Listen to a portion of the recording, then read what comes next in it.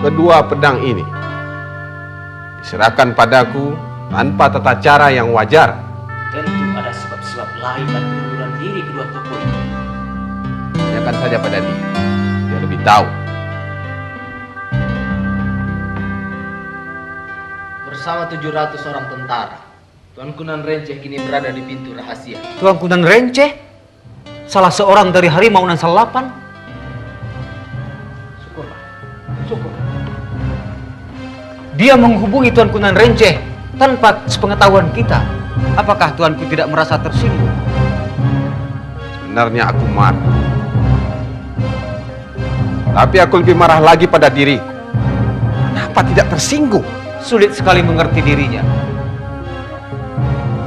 Tuan, mengundurkan diri dalam keadaan sekarang dapat dianggap pimpinan Bonjol telah hilang. Pengunduran diri itu wajar. Apakah ada hubungannya dengan kedatangan Tuan Kunan Renceh?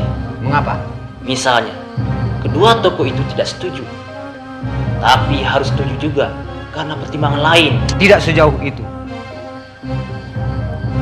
Tampaknya pengepungan terhadap Bonjol akan berlangsung lama.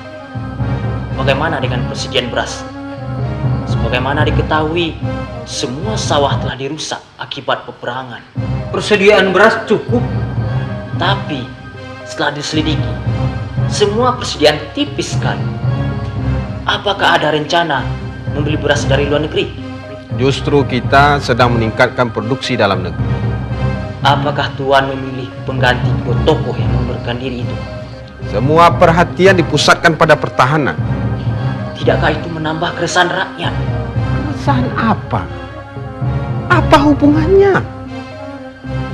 Siapa yang tidak resah dalam kepungan semacam ini? Saya harap para wartawan tidak menyebarkan isu yang membahayakan. Tuan Kunan Renceh ingin bicara dengan Tuan. Baik. Tuan terima. Tentang kedua tokoh yang memimpin penyerbuan. Keduanya telah beri kerja besar sekali. Apakah itu sesuai dengan undang-undang? Bahwa pengangkatan seseorang harus melalui sidang para presiden. Cukup! Kau tidak tahu kita dalam keadaan bahaya?